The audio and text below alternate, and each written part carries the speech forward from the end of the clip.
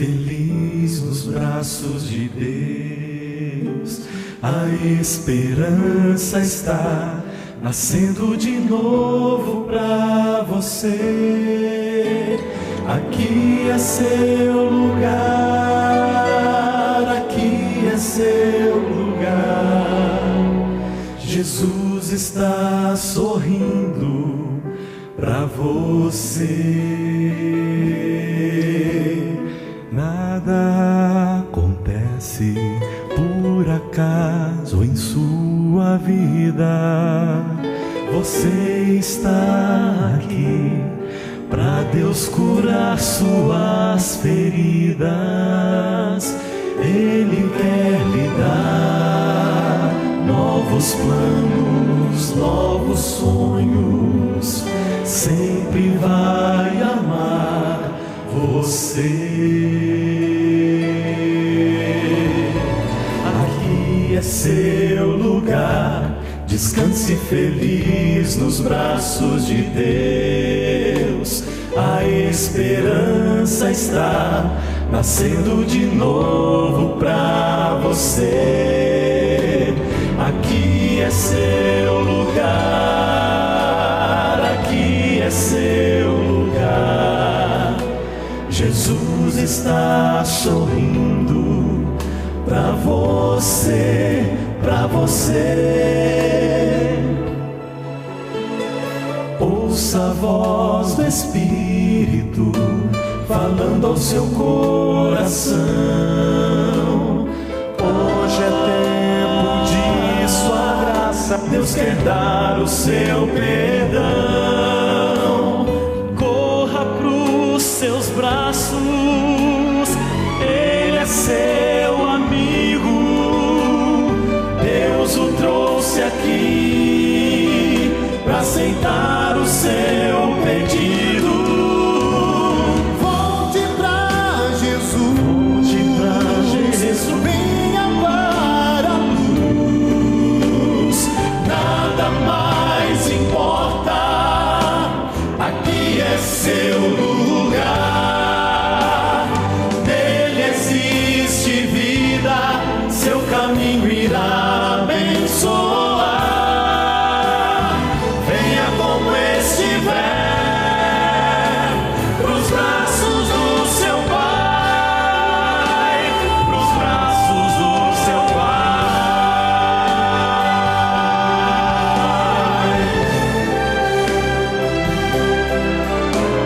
A esperança está nascendo de novo pra você.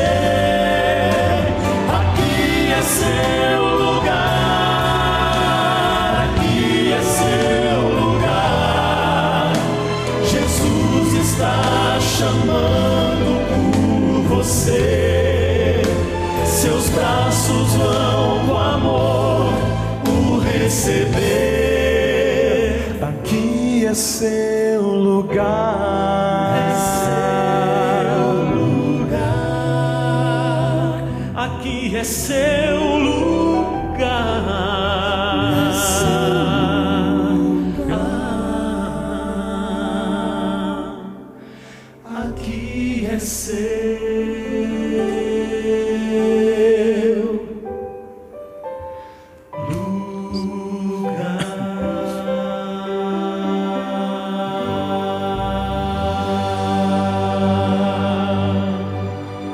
Deus amado, misericordioso. Ó Senhor, louvamos o Teu nome e exaltamos nesse lugar. Rogamos, Senhor, a Tua presença, além desse lugar, também dentro do nosso coração e da nossa alma. Ó Senhor, nos entregamos ao Senhor, deixando assim com que o Senhor haja na nossa vida, operando miraculosamente, além das nossas forças. Reconhecemos o Seu poderio, a Sua força. Ó Deus, não temos nenhum lugar melhor para ir, a não ser aqui, diante da Tua presença. Visita cada coração aqui, e o meu, em nome de Jesus. Amém. 100 anos depois do reinado de Davi, surgiu um rei chamado Acabe. Parece até coincidência, mas ele acabou com Israel. Acabou. Ele detonou Israel. Todo líder que não se dedica ao Senhor, que não coloca a sua vida na mão do Senhor, acaba com seus liderados. Todo aquele que pensa que consegue, que pensa que sabe, todo aquele que confia nas suas forças, todo aquele que procura o poder terreno, todo aquele que procura fazer a sua vontade em detrimento da vontade de Deus, todo aquele que olha para si mesmo, acaba com a sua liderança. E todos nós somos líderes de algum tipo de rebanho. Você pode não ter rebanho nenhum, não ser pastor, não ser um grande líder, mas você tem pelo menos um amigo a quem você lidera, uma pessoa que segue você. Você é pai de família, mãe de família, você é líder dos seus irmãos, você tem alguns amigos na escola que você lidera. Todos nós somos líderes de um rebanho, porém nós somos responsáveis pelas pessoas a quem lideramos. E já que nós só podemos fazer as coisas com Deus, isso quer dizer o seguinte: toda vez que nós não nos colocamos nas mãos de Deus, nós arrasamos com aqueles a quem nós lideramos. Por isso, a consequência do que aconteceu em Israel, de novo, mesmo depois de Davi, de Salomão, do auge, depois de Israel ter chegado ao auge, o templo e tudo mais, depois de 100 anos, o povo caiu na descrença, na idolatria, na apostasia.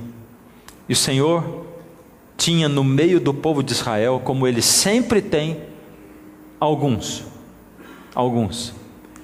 O Senhor sempre chama essas pessoas, os poucos no meio de muitos, de o seu remanescente. Eles são pessoas especiais, diferentes. Por quê? Porque eles têm alguma coisa especial que Deus colocou neles e que Deus não colocou em mais ninguém. Porque eles nasceram com dons e dotes especiais, porque eles são assim mesmo? Não. Porque o Senhor Deus predestinou a todos nós para a salvação. Todos nós somos predestinados para a salvação, mas nós temos liberdade de escolha. Então, Elias era um homem diferente, sim, porque ele decidiu abrir o coração para Deus. E a decisão de abrir o coração de Deus é uma decisão muito séria, que envolve muitas coisas, e a gente tem visto isso dia após dia nessa série. Depende de querer, de se dispor, depende de querer ouvir a voz de Deus por detrás de você dizendo vai para cá e para lá. Depende depois de ouvir da gente ir para lá e para cá, o que também é difícil e não é fácil. Elias era um homem de fé, de oração, e por isso ele era um homem que a cada dia alcançava o poder em Deus. Elias foi colocando a sua vida na mão de Deus, ouvindo a voz de Deus, seguindo aquilo que Deus dizia para ele, e ele foi crescendo espiritualmente. Um homem limitado como qualquer um de nós. Elias apelava ao povo, Elias suplicava aquele povo, Elias advertia o povo, porque o Senhor Deus, o Senhor Jesus diz assim, o Senhor Deus na sua palavra: eu repreendo e disciplino. É o próprio Senhor Jesus dizendo: eu sou a fiel testemunha, eu sou o amém, o princípio e fim, eu repreendo e disciplino a todos quantos amo. Por isso, muitas vezes, nós precisamos ouvir palavras de repreensão. E se por acaso você está indo atrás de líderes espirituais que só trazem mensagens macias e mansas, algum problema tem ali. Elias advertiu, mas o povo não voltava. No passado Deus já havia advertido o povo. Assim como nós olhamos para a Bíblia, para a história de Elias, aquele povo tinha referência do passado. Lá no deserto, lá para o povo de Israel, o Senhor já tinha dito: circuncidai pois o vosso coração e não endureçais a vossa cerviz. Ou seja, vocês têm que fazer comigo uma aliança não exterior. Você não tem que vestir simplesmente roupa de crente, você não tem que ter simplesmente cabelo de crente, simplesmente saias de crente, você não tem que ter simplesmente aparência de crente. Você tem que ser crente no seu coração, na sua alma. Cristianismo exterior só não vale de nada para mim. O Senhor Deus tinha dito: pois o Senhor vosso Deus é o Deus dos deuses. Deus com letra maiúscula, e deuses, porque não existe outro Deus a não ser o Senhor Deus, e Senhor dos senhores, o Deus grande, poderoso e temível, que não faz acepção de pessoas, nem aceita suborno. O Senhor Deus é Deus e soberano. Por isso Deus chamou Elias e mandou Elias avisar: avisa esse povo e esse rei Acabe e essa mulher dele, a Jezabel, a quem eu não reconheço, porque eu não reconheço outro poder e outra autoridade acima de mim, além de mim, nem ao meu lado. Avisa que não vai chover. Eu vou fazer parar de chover na terra, para que esse povo olhe para mim. Eles estão indo por um caminho de perdição. Lembra o que eu tenho dito? Se Deus tiver em algum momento da sua vida que escolher entre deixo morrer no acidente e ganhar a vida eterna, ou salvo do acidente sabendo que ele vai se perder daqui a pouco, Deus vai deixar você morrer no acidente, vai deixar você perder as 2 pernas no acidente. Deus vai deixar alguma, mas Ele vai visar a sua vida eterna. Por isso Deus muitas vezes Ele permite com que juízos venham, com que problemas venham, para que a gente possa aprender através disso a nossa fé purificada como ouro, purificada no fogo. Por isso Deus olhou para a salvação daquele povo e disse: eles estão se desligando da fonte de poder que é Deus, estão se desligando da luz, da fonte de vida que é o Senhor Deus. Eles vão se perder como povo. Elias, desesperado, clamava por aquele povo e intercedia. Elias não pediu para ser mensageiro. Tem um monte de mensageiro pedindo para ser mensageiro. Tem um monte de gente se auto-enviando como profeta. Elias não pediu para ser mensageiro. Ele não pediu para ter poder, não pediu para ter o dom da cura, não pediu para ter o dom das visões, o dom de profecia. Ele não pediu. É porque Elias, quando foi chamado, ele sabia que aquilo significava uma honra tremenda, uma glória tremenda, mas ele sabia que aquilo era uma responsabilidade tremenda. Elias sabia que um convite para ser profeta era um convite à loucura, porque ele, um simples homem lá do campo, ele teria que chegar diante do rei Acabe, em todo o seu poder, dentro do seu palácio, colocar o dedo na cara do rei e pronunciar, dizer para Acabe: você sabe esse Deus Baal ao qual você recorre? Sabe esse Deus Baal com letra minúscula, que se diz o Deus, o rei da natureza, o rei das águas e das chuvas, o Deus do sol? Esse Baal não é nada, e a tua mulher não é nada, e você, rei, não é nada. Deus é o Deus da natureza, e Deus falou e me mandou avisar que vai parar de chover. E foi isso que ele fez. Ele foi no caminho. Elias teve um contato com as fontes. Ele ia no caminho passando e vendo a exuberância da terra, as florestas, os pastos, as flores, os campos, tudo vivo, verde, florescendo, colorido. E quanto mais Elias caminhava para ir dar o recado que Deus tinha dito, ele poderia ter desistido, porque tudo indicava para Elias que não ia parar de chover coisa nenhuma, porque estava tudo perfeito, tudo normal. Os juízos de Deus, eles são sempre assim. Deus avisa ao seu povo antes que aconteça. Quando Deus diz assim: cuidado, é época de juízo, vai vir um dilúvio, nunca choveu antes. Noé, faz uma arca, porque eu estou preparando para salvar quem quiser ser salvo. É loucura, porque Deus avisa quando parece que está tudo bem, mas na realidade está tudo mal. É loucura. Por isso ele caminhava. Quando o Senhor Deus diz: prepare-se, meu povo, porque o Senhor Jesus está voltando, os juízos de Deus vão cair sobre a terra. Prepare-se, meu povo, porque eu estou selando aqueles que são meus.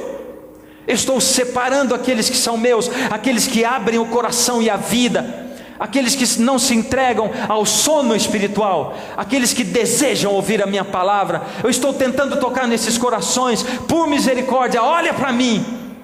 no meio de um tempo onde tudo parece normal, no meio de um tempo onde o Brasil parece estabilizado, onde a situação financeira parece tão boa, onde o mundo não esteve se conversando tão bem, e o Senhor Deus diz: quando você ouvir falar de paz, aí é que vai ter repentina destruição. Mas é difícil de acreditar, é verdade ou não é? E a palavra de Deus parece loucura.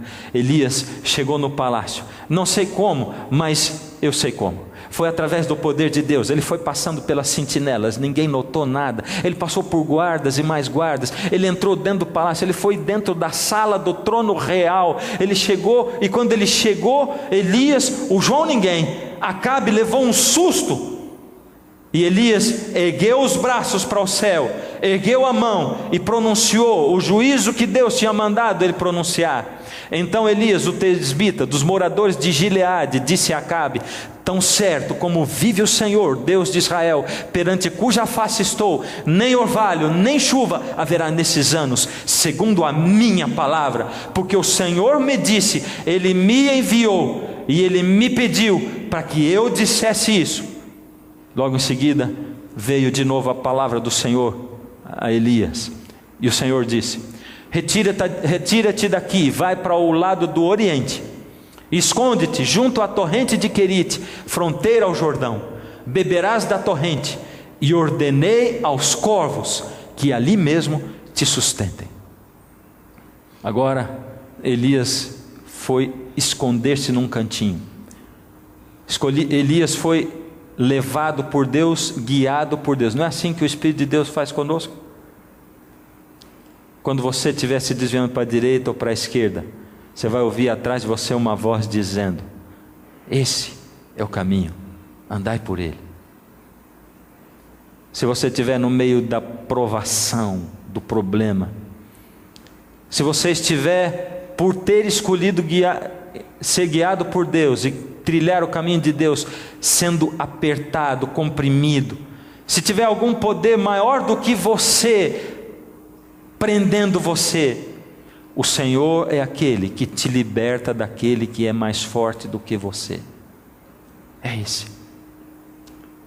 Jezabel ficou irada e saiu para caçar Elias. Por isso Deus mandou Elias se esconder. Por isso Deus o alimentou. De início Elias foi submetido ao escárnio, ao ridículo. As pessoas começaram a rir de Elias, porque nada indicava que Elias estivesse certo. Por isso ele foi submetido ao escárnio, as pessoas riam dele.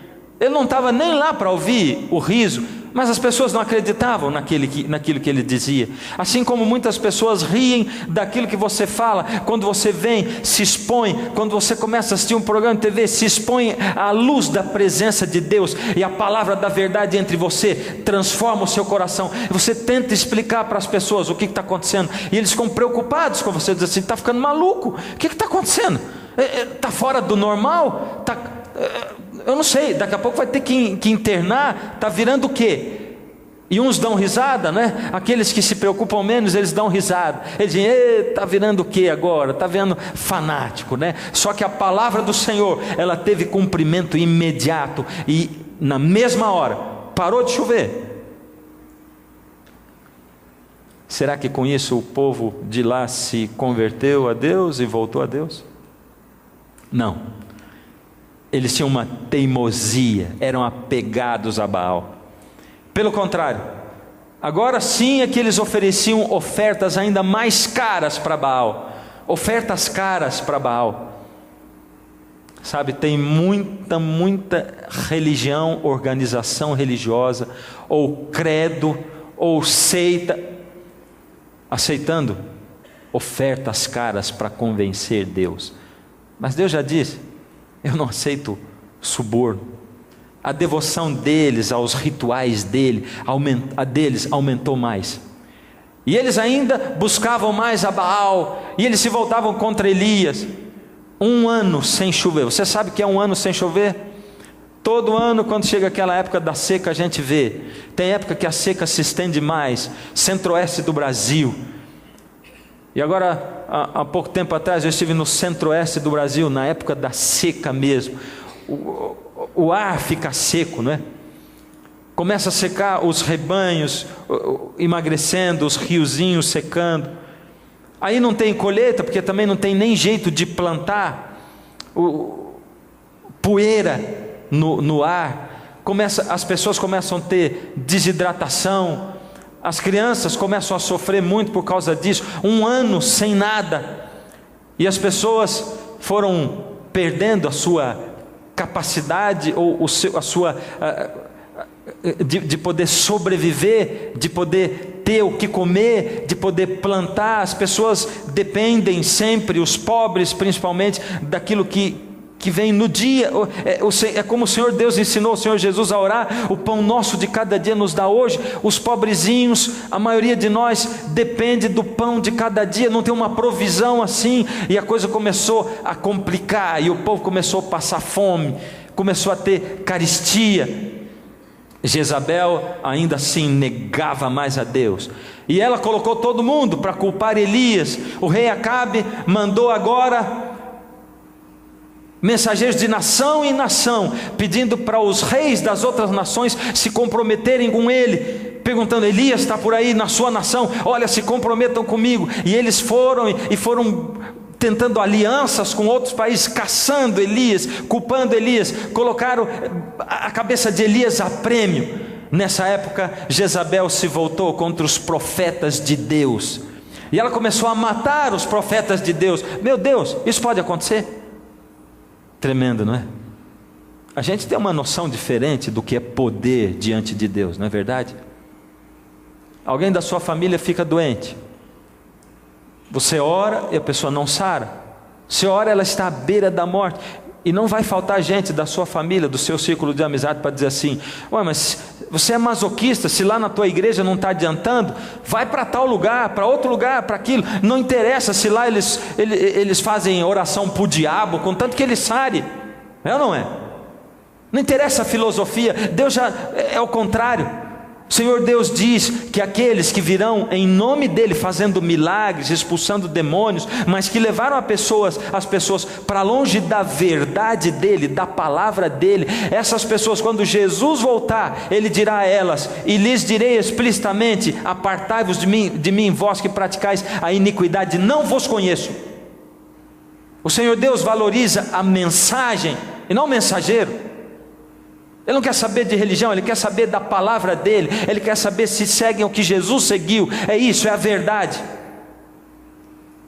Então eu simplesmente vou atrás do poder, da cura, é isso que me interessa? O que me interessa é simplesmente ser curado? Ora, aqueles apóstolos, discípulos que vieram depois de Cristo, todos eles, exceto João, morreram martirizados, degolados, crucificados de ponta cabeça, crucificados, morreram assim, e eram os fiéis seguidores de Cristo. Os profetas de Deus foram perseguidos por Jezabel e foram mortos, mas Obadias, que era mordomo da casa de Acabe, um homem ligado a Deus, Obadias escondeu 100 profetas de 50 em 50 e alimentou esses profetas com pão e água, que é o que ele conseguia levar para eles, e conseguiu salvar 100 dos profetas de Deus. Agora já eram 2 anos de seca, 2 anos sem água, sem chuva. Cadê Baal? Aqueles profetas de Baal faziam suas orações e faziam tudo, os seus rituais, não adiantava nada, nem assim eles acreditavam, porque quando alguém fecha o coração para Deus, quando alguém diz: não, eu não vou fazer isso, eu não quero, não tem como Deus entrar nesse coração. Quando alguém fecha os olhos para Deus, não vai enxergar Deus mesmo, vai seguir os seus planos, a sua visão, o seu desígnio para a sua própria vida. O Senhor Deus vai tentar, o Senhor Deus vai falar, mas não adianta. Por isso a apostasia crescia junto com a seca. O Senhor Deus já tinha dito lá na inauguração do templo de Salomão qual era a única saída para o povo, qual era a única saída para nós, para mim, para você. O Senhor Deus tinha dito assim, vamos lá: Se eu cerrar, fechar os céus, de modo que não haja chuva, ou se ordenar aos gafanhotos que consumam a terra, ou se enviar peste entre o meu povo, se o meu povo, que se chama pelo meu nome, se humilhar e orar e me buscar, e se converter dos seus maus caminhos, então eu ouvirei dos céus, perdoarei os seus pecados e sararei a sua terra. Só existe um caminho. Se o meu povo, que se chama pelo meu nome, você não se chama de cristão? Né? Você diz, você é o quê? Eu sou cristão. Se humilhar e orar e se arrepender dos seus maus caminhos, eu do céu ouvirei. Só tem um caminho. O Senhor Jesus disse, eu sou o caminho, a verdade e a vida. 3 anos e meio de seca e de fome. Durante esses 3 anos e meio de seca e de fome, Elias intercedia pelo povo de Deus, para que eles acordassem, para que eles pudessem despertar para Deus, para que eles clamassem a Deus, para que eles se humilhassem e orassem. Queridos, eu quero dizer um negócio para você. Tem gente intercedendo por você, pedindo. Você está passando problemas, aflições, problemas tão difíceis, provas tão terríveis, que você mal pode suportar.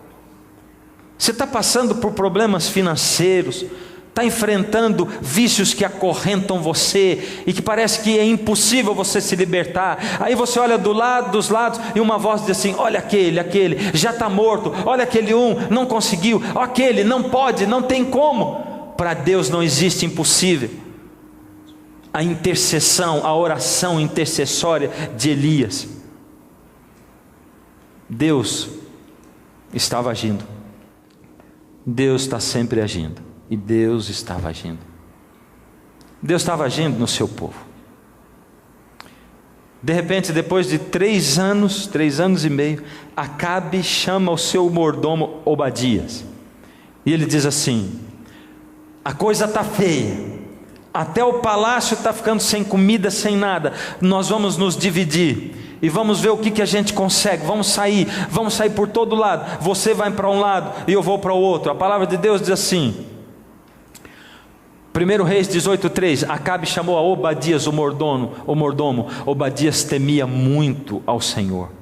Disse Acabe a Obadias, vai pela terra a todas as fontes de água e a todos os vales, pode ser que achemos erva, para que salvemos a vida aos cavalos e mulos, e não percamos todos os animais. A coisa estava terrível. Acabe continuou a dizer, repartiram entre si a terra para a percorrerem. Acabe foi à parte por um caminho, e Obadias foi sozinho por outro. Está em 1 Reis 18:6. Os dois se dividiram para ver o que eles conseguiriam. O que eles conseguiriam encontrar? Alguma coisa, uma erva, sabe, um matinho, alguma coisa para alimentar, para a gente não perder os animais, porque só tinha agora um restinho de comida no palácio. Imagina como é que estava a situação do povo, 3 anos e meio sem chuva. Deus chega para Elias e diz, Elias, eu vou fazer chover sobre a terra.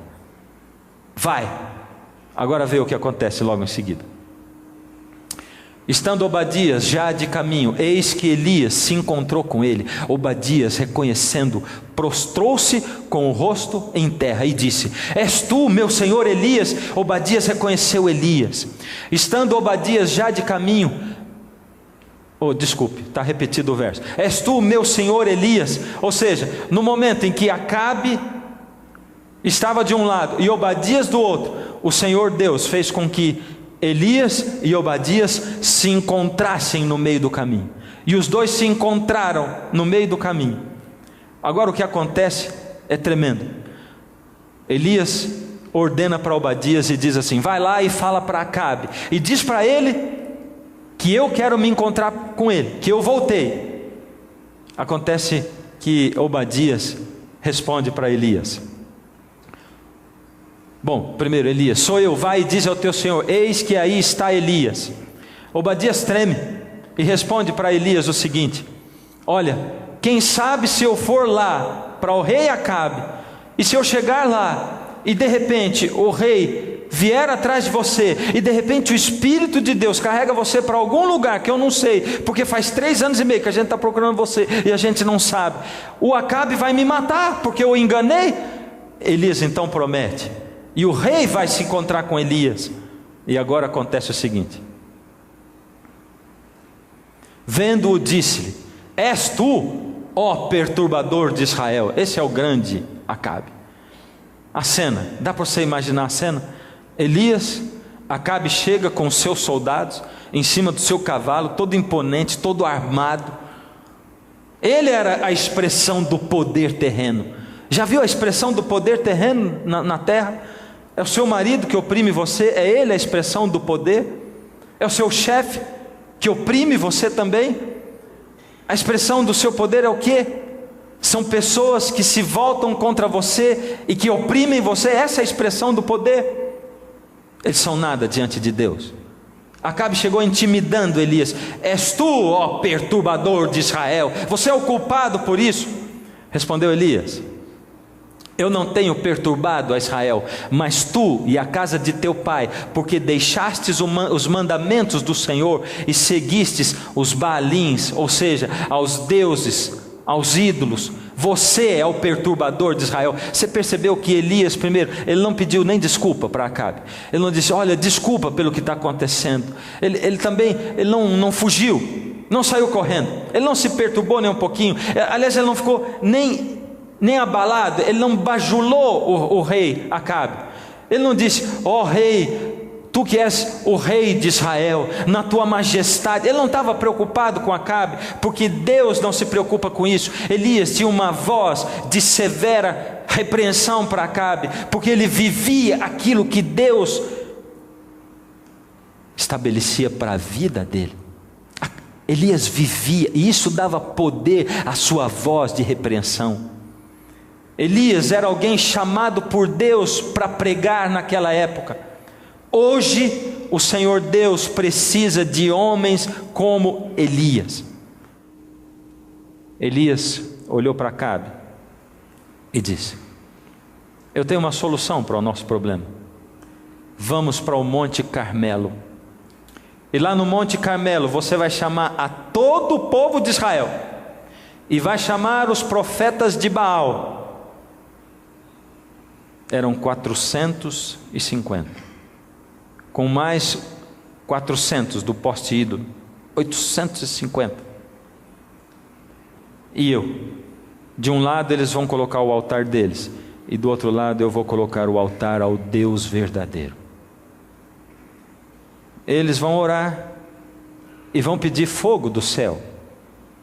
Eu vou orar e vou pedir fogo do céu. O altar sobre o qual descer o fogo, esse é o Deus verdadeiro. Esse é o Deus verdadeiro. Tremendo isso, não é? Não é tremendo? Em outro programa passado eu contei a história, não contei? Quantos de vocês já estavam aqui? Quero ver a mão. Muitos não estavam. E eu sei que muitos de vocês não assistiram em casa. Vou resumir essa história.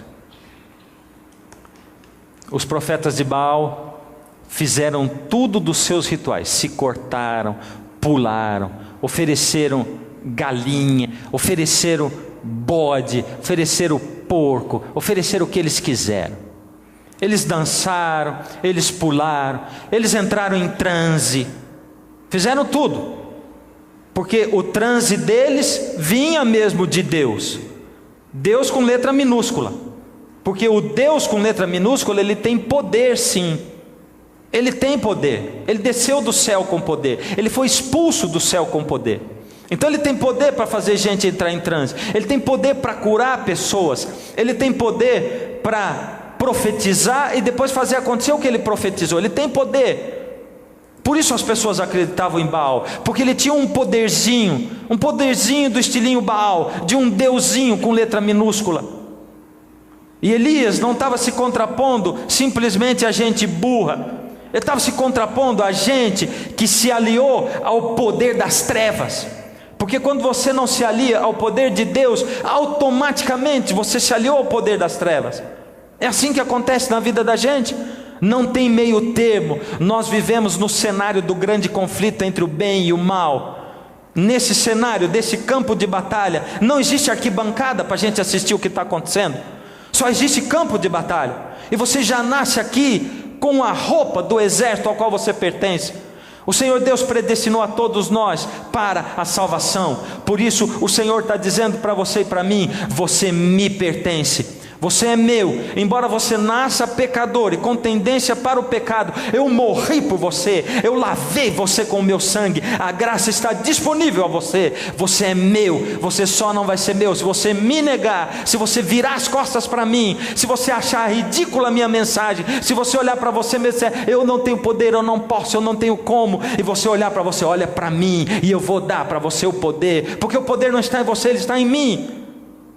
Elias se contrapôs contra o poder oculto das trevas, o poder do ocultismo, o poder do mundo dos espíritos. Elias se opôs a isso. Elias ficou do lado de Deus e se opôs a tudo o que se chama Deus e que não é Deus, porque tudo o que se chama Deus e não é Deus não está de acordo com essa palavra. Se alguém disser para você: a Bíblia ela é muito boa, ela tem umas partes boas inspiradas por Deus, outras já caducaram. Toda a Escritura é inspirada. É o que diz lá em Timóteo 3,16. 1 Timóteo 3,16. Toda a Escritura é inspirada, divinamente inspirada e útil. É toda ela. Se você jogar fora a história do Gênesis, da criação, se alguém vier dizer para você assim: vamos fazer o seguinte, sabe porque a ciência ela está desenvolvendo demais, aí tem umas teorias aí, umas coisas que agora a gente não consegue, não tem como contradizer a ciência, esse negócio da explosão, sabe? Todo mundo, você abre a revista, diz que o homem veio da evolução. Você abre um livro, o homem veio da evolução. Eles estudam psicologia à luz da evolução. Sabe por que o homem trai? É porque a maioria dos animais traem mesmo. A única diferença é que os animais são irracionais, não é verdade? E o homem é racional. O animal não tem poder de escolha, mas o homem tem. Mas os animais todos traem, a natureza toda é assim. O homem também trai, é assim mesmo. Você tem que compreender, vamos fazer o que, não é verdade? É desse jeito mesmo. É porque no evolucionismo é assim, cada um luta por si e é o melhor que sobrevive. A evolução explica tudo, não é verdade? Então vamos fazer o seguinte: já que tem essa evolução desse jeito, eu não posso estudar medicina, porque lá na faculdade de medicina os doutores, os entendidos desse mundo, eles riem de Deus e eles zombam dos crentes. Então eu não posso acreditar em Deus.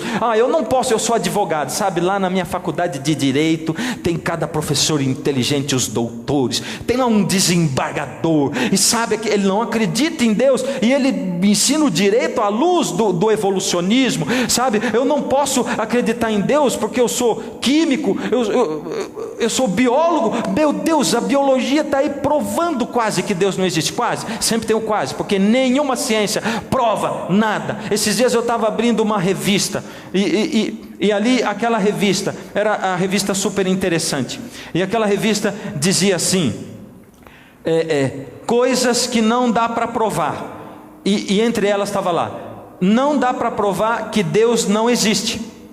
Aí eles citaram aquele cientista, o Richard Dawkins, que é um dos maiores pregadores do ateísmo. Ele é evangelista com letra minúscula do ateísmo, e disseram assim: não dá para provar que Deus não existe. Quanto a isso, o Richard Dawkins pode tirar as calças e pisar em cima, morrer de raiva, mas não dá para provar que Deus não existe. Até eles têm que reconhecer que não dá para provar que Deus não existe. E eles deviam ter colocado lá também: não dá para provar cientificamente o evolucionismo, porque não dá para provar. Mas aí eu pego e digo assim: não, eu estudei muito. Não, e vem religiões inteiras, denominações que hoje estão dizendo assim: vamos fazer assim, olha, vamos fazer de conta então que o Gênesis é uma historinha assim, ele é representativo, né? Religiões inteiras, até mesmo a Igreja Católica está assumindo o darwinismo e está jogando o Gênesis fora e está dizendo assim: o homem veio de uma explosão, o homem veio evoluindo, e o Gênesis é só uma representação. Você entende, querido? E não é só a igreja católica. Porque eu não estou falando mal de você católico, querido. Porque esse púlpito não é para falar mal de ninguém. O que eu estou falando para você é o seguinte: não vai atrás de igreja, não vai atrás de padre, de pastor, não vai atrás do que eu estou falando, vai atrás da Bíblia. Ela é o livro, ela é a verdade, a tua palavra é a verdade. Por misericórdia, não acredita no que eu estou falando, vai lá e confere, vê se é verdade. Elias se contrapôs ao poder das trevas, porque tudo aquilo que prega e que escolhe partes da Bíblia, se existe alguma coisa que tem que explicar a Bíblia, o Evangelho segundo Allan Kardec. Por que o Allan Kardec tem que explicar o Evangelho, se o Evangelho já está ali, explicado ele todo? Não tem que explicar o Evangelho coisa nenhuma. Por que essa ou aquela religião, para ensinar a Bíblia para você, tem que pegar e ter uma outra Bíblia diferente? É para dizer para você o quê? Que Deus iluminou um ser humano especial. E aí vem alguns dizendo assim: mas a igreja adventista tem aquela tal da Ellen White. Eu vou dizer para você, Ellen White, ela não tem nada a ver com Bíblia. Bíblia é a Bíblia, ela é a luz, ela é a grande luz. Se eu não for capaz de acreditar na Bíblia e só nela, e pregar para você só pela Bíblia, então a minha religião não presta também. O que Ellen White escreveu foram conselhos maravilhosos, e que agregam coisas maravilhosas à Bíblia, sim, ao que Deus disse. Ela foi sim uma grande educadora, foi uma grande mulher, tudo bem, maravilhoso, mas a Bíblia é a palavra de Deus. Não tem Ellen White, não tem Joseph Smith, não tem nada. Você está entendendo o que eu estou te falando? Tudo aquilo que se contrapõe à palavra de Deus, ou que diz alguma coisa contra, e se a Ellen White falou alguma coisa que está contra a palavra de Deus, não serve mais. Você está entendendo? O que serve é a palavra de Deus. Nós temos que nos guiar pela palavra de Deus unicamente. E eu não estou interessado se você está se guiando pela sua religião, porque na sua religião aparece ali um espírito não sei das quantas, se ali tem um médium muito poderoso que ele faz operações espirituais. Eu não estou interessado nisso. Deus olha e dá risada, ele diz: eu não reconheço deuses com letra minúscula, eu não reconheço nada que não esteja de acordo com a minha palavra 100%, ipsis literis. Quer você veja alguém que já morreu e que apareça na tua frente, o teu pai, e diga: oh filho, o que esse pastor está pregando é mentira, porque eu estou aqui no céu, no bem bom. Sabe o que acontece? Eu quero que você siga a religião tal. Vai ver se o teu pai está falando igual a Bíblia, porque se o teu pai não está falando igual a Bíblia, saiba que o inimigo tem poder para vir nessa terra, se personificando na pessoa do teu pai, falar com a voz dele e tentar convencer você. Por isso não existe outra maneira de nos guiarmos diante de Deus, a não ser pela palavra de Deus, a Bíblia, o livro do Senhor. Não tem outro jeito. Se Satanás tem todo esse poder para enganar, só a palavra de Deus, só ela, por misericórdia. Elias se contrapôs a tudo isso, e o Senhor Deus deixou os profetas de Baal fazendo todos os seus rituais de magia, de dança, de estrebuchamento. Não adiantou nada o que os profetas de Baal fizeram. Elias, uma oração curta, pequena, em voz baixa: Senhor, para que eles saibam quem é o Deus de Israel. E o Senhor Deus fez descer fogo do céu que consumiu tudo. Uau! Estava provado quem era o Deus verdadeiro. Faz prova de Deus na sua vida. Não viva fazendo prova de Deus. Hoje eu vou propor para você fazer prova de Deus e do poder de Deus. Deus quer ser o Senhor da sua vida. E se Ele não for o primeiro da sua vida, não vai adiantar. Se Ele não for aquele que primeiro que toma o lugar no seu coração e na sua alma, não vai adiantar nada. Esquece tudo mais. Deus quer ser o primeiro na sua casa, no seu negócio. Ele quer ser o primeiro no seu coração, na sua alma. Faz prova de Deus agora. Prova. Você diga assim: Senhor, eu estou aqui assistindo a esse culto.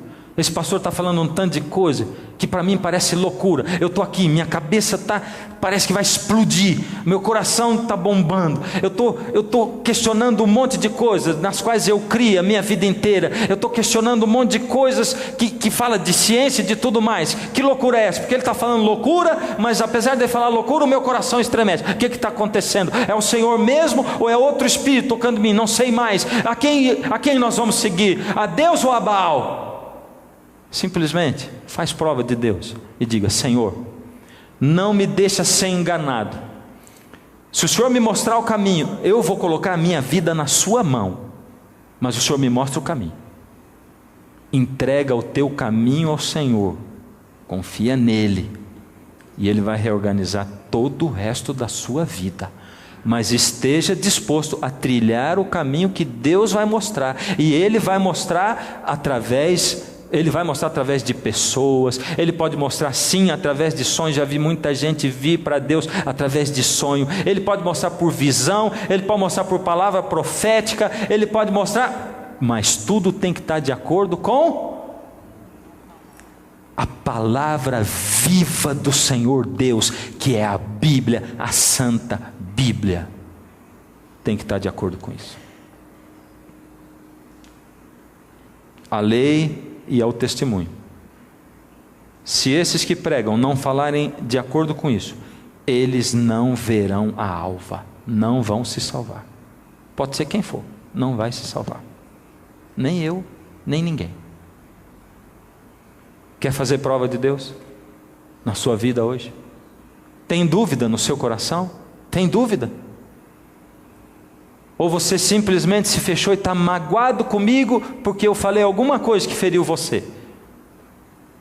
Eu vou dizer para você, eu não falei nada essa noite que o Senhor Deus não tenha colocado no meu coração e na minha alma para falar.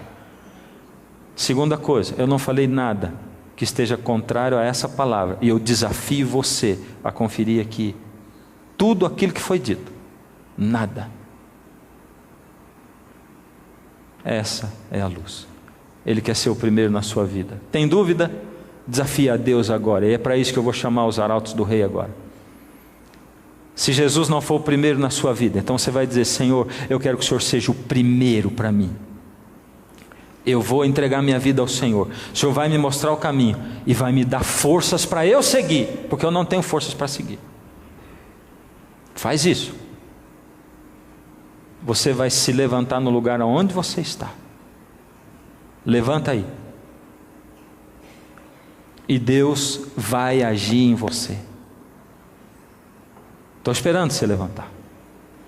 Deus está esperando você se levantar diante dele, dizer: Senhor, age na minha vida, não me deixa ter dúvida, mostra o caminho e me dá força, Senhor, porque eu sei que eu não tenho força para seguir o caminho. Mas levanta só você que quer mesmo seguir esse caminho, por misericórdia. Levanta aí na sua casa. Não fica sentadão aí não. Levanta você também. Não interessa quem está sentado aí, levanta. Esse é o dia. Chegou o momento. Os arautos vão cantar. Enquanto isso, ora para Deus, para que se cumpra na sua vida aquilo que eles vão cantar. Que Jesus seja o primeiro e o único. No trono do viver só existe lugar para lugar de quem governa todo o ser. No trono do viver só pode haver Senhor. Se forem dois, um será amado e outro rejeitado. Vem, desci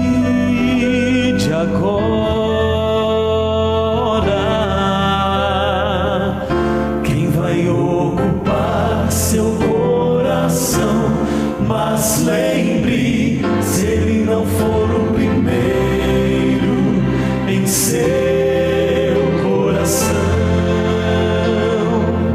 então já não é mais nada, não passa de uma ilusão. Mas se ele for o primeiro, o seu companheiro, motivo do céu existir, você vai viver, você vai sorrir, você vai vencer.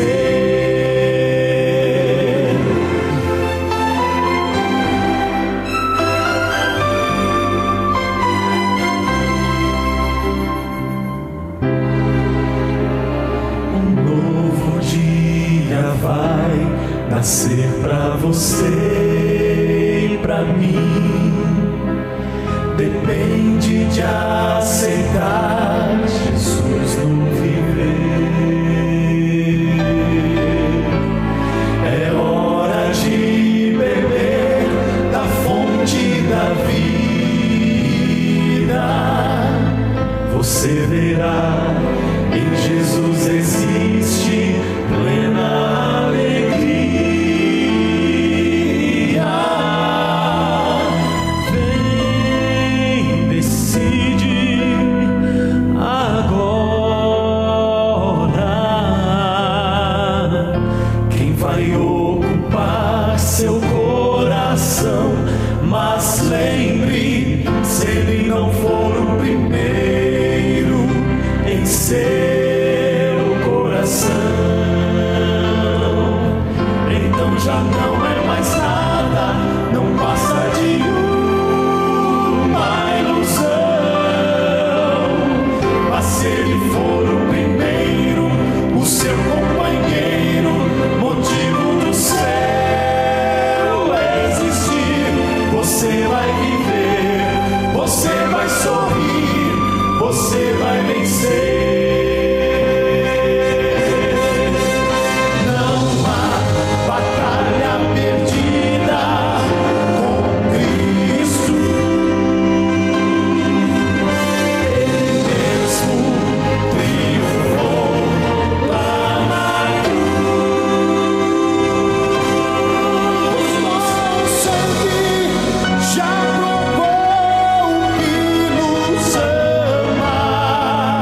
Se o coração não for dele, não será de mais ninguém.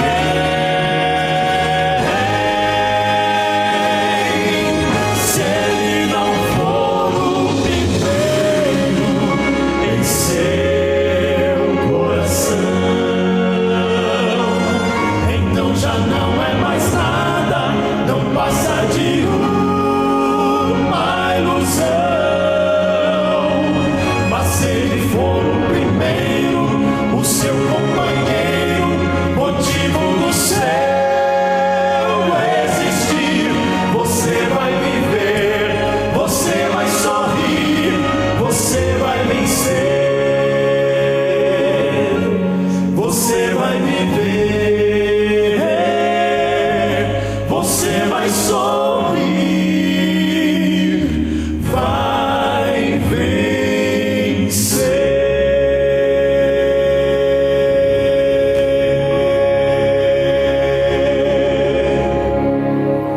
Senhor Deus, hoje é noite, Senhor, de libertação. Queremos nos libertar, Senhor, de dogmas. Queremos nos libertar de filosofias humanas que foram misturadas às religiões e colocadas na nossa mente e no nosso coração. Queremos quebrar as cadeias que nos prendem a forças espirituais que não são tuas, ou que achávamos que eram tuas, mas não são. Queremos nos libertar, Senhor, dos deuses desse mundo, dos que se dizem deuses do mar e deuses disso e deuses daquilo. Queremos nos libertar, Senhor, dos vícios que nos aprisionam, porque foram criados pelo inimigo teu, Senhor, mas tu tens poder para nos libertar. Ó Senhor, visita nesse momento a nossa alma, a nossa vida. Ó Senhor, visita a nossa impotência, visita aquilo que gostaríamos de ser, mas somos incapazes de ser. Ó Senhor, através do poder do Teu Espírito, enche o coração daqueles que clamam ao Senhor, que clamam de coração, de alma, e que desejam mais que tudo que o Senhor se manifeste. Ó Senhor, seja o primeiro no nosso coração. Dá-nos força, Senhor, para vivermos. Dá-nos forças para resistirmos. Toma nossa vida nas Tuas mãos, Senhor. Toma os Teus servos, o Teu remanescente no meio desse mundo inundado pela escuridão. Faz-nos luz, mesmo, Senhor, que isso cause divisão. Ajuda-nos a sermos sábios, para atrair os nossos queridos para Jesus, com sabedoria, não tentando empurrá-los e obrigá-los, mas com sabedoria. Dirige-nos para casa, Senhor. Entra nos lares, entra em cada um de nós, em nome de Jesus. Amém.